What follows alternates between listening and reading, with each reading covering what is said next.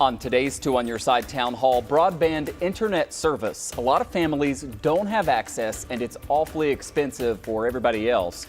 We're going to talk about the change mandated by the state and what else needs to be done. Plus, if you have kids under 18, chances are pretty good you'll get a check from the government this summer. What you need to know about that. And then later on, as local restaurants sue the state, we're going to talk with the head of an industry group about the challenges still facing so many of those small businesses. Good evening, everybody. These days, broadband internet is no longer a luxury. It's really become essential, yet a lot of families still don't have access here in the year 2021. Yeah, there was a step forward today, but is it enough? The governor came here to Buffalo this morning to tout a part of the new state budget that requires internet service providers offer low-income families a plan for $15 a month. Well, here's what we know. A census report last year found more than 100,000 households just in Erie and Niagara counties don't have high-speed internet. That's more than 1 in 5 families. And this is also a big problem in our more rural counties as well, where affordability isn't the only issue. They might not even have a high-speed option. And joining us live right now is State Senator Sean Ryan, a Democrat who represents the 60th District. He's written several bills related to broadband access. Senator, thanks for your time tonight. Well, a pleasure to be here to talk about this very important issue. Absolutely. Senator, before we get to some of the other proposals and changes that are out there, can you just walk us through what actually changes as a result of this $15 a month requirement for some families? And I would ask, doesn't Spectrum, for instance, already do this? For a lot of people, Spectrum is their only option, and they're obviously well known here in the region. Spectrum has a package, but it's not shared by everyone throughout New York State. So that's what this will do, is make it so every provider in New York State has to provide this very basic package to every family in New York State. And just this week, you introduced a bill called the New York Broadband Resiliency, Public Safety and Quality Act. And so this would make broadband a utility like water or electricity. Why do you think that is the way to go? And is there any chance of this moving forward? Yeah, it's really the only way to go. I mean, if you think about internet, we know you can't really live without it. We know that during the pandemic, you can't get a doctor's appointment in person. You have to do telemed. Your kid needs to go to school on the line. But more often than not, people either had internet that didn't work, or they paid for high speed but weren't getting high speed. Think of it this way. If your electricity only worked a couple hours a day, and sometimes the dining room light worked and sometimes it froze, you wouldn't pay your bill, and the Public Service Commission would go after the electricity provider. But because internet's not regulated, there is no government entity to go after the internet providers when they either don't provide you with service or provide you with low quality service. And just to follow up quickly on that, what do you see as the prospects of that bill? I know it's in committee now, right? Yeah, I think the prospects are good for the passage.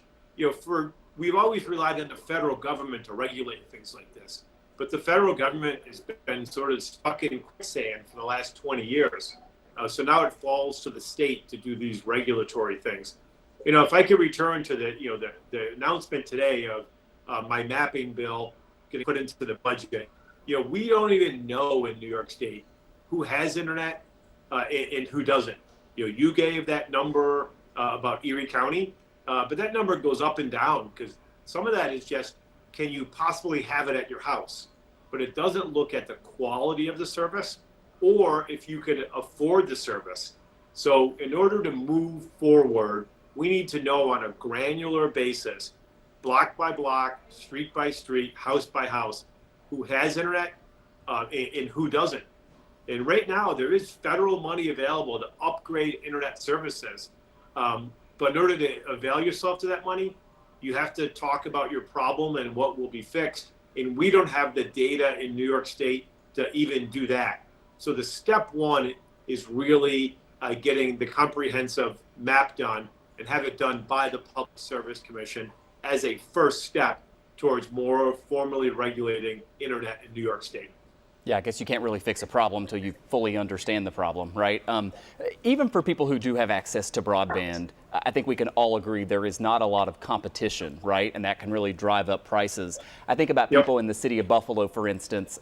Really just one option here for a lot of folks, Spectrum. The basic price, unless you bundle it or you have some introductory rate, is now $75 a month, way more than the national average. How do you address competition in this arena?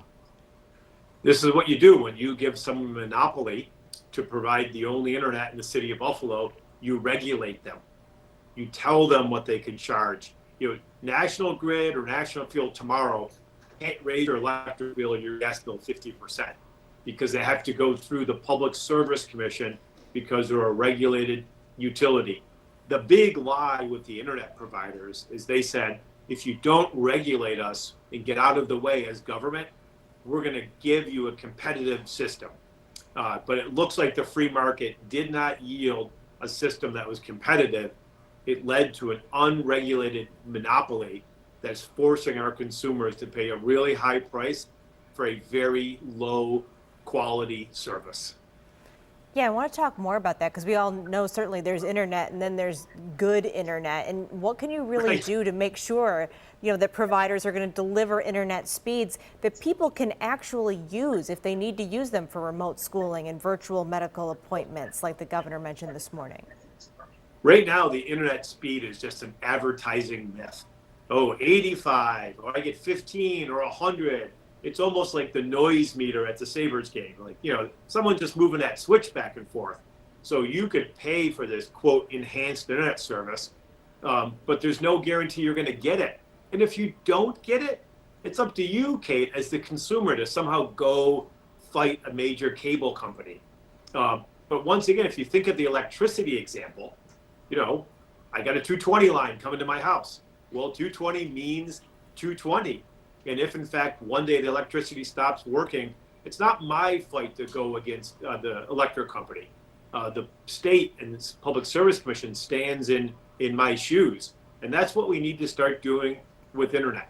If we're serious about providing internet to everybody in New York State, that's the way we do it. We only got telephones to everyone's houses in places like the Adirondacks and remote areas because we gave, Ma Bell the monopoly in New York State, but under the provision, they had to provide that service to anybody who wanted it at a regulated price.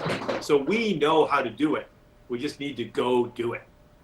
Well, your internet connection was mostly pretty good throughout this interview. We rely on these internet connections every day for this show. Democrat Sean Ryan represents the 60th District in the New York State Senate. Thanks for coming on and talking about this important topic. Great to be here. I really appreciate it. Thanks for being here. We're going to turn now to the child tax credit that we briefly mentioned yesterday here on the town hall, and we immediately got a question about it. Instant feedback. Paraphrasing a little bit here because it was actually a phone call, but Ashley from Batavia asked the following: who will be eligible for the child tax credit, monthly checks that you mentioned on the town hall, and how will those payments impact our taxes at the end of the year? And it is a great question, and we have been asked it quite a few times over the past several weeks since the last stimulus bill passed. We asked Tiffany Craig to break down what you need to know.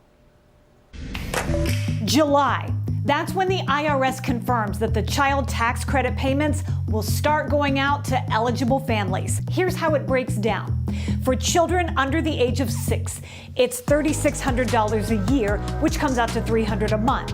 For children ages 6 to 17, it's $3,000 a year, which comes out to $250 a month. The plan from the IRS is to issue the credit in monthly increments, again starting in July. You'll be able to claim the money from the first half of this year when you file your taxes next year. The full credit will go to individuals who have children and a yearly income under $75,000. Married couples filing jointly get the full credit if their income is under $150,000. The extra benefits phase out when your income is higher. The cap is $95,000 for individuals and $170,000 if you're filing jointly. First things first though, in order to be eligible for any child tax credit, you've got to file your 2020 tax return. That way the IRS has the information it needs to deliver the credit. And the IRS commissioner said this week the agency is on track to start sending out those monthly payments in July. Yeah, the payments to eligible parents will continue each month until the end of this year. And then we're scheduled to revert back to the old system in which you can only claim a child at your end of year taxes when you file your 1040.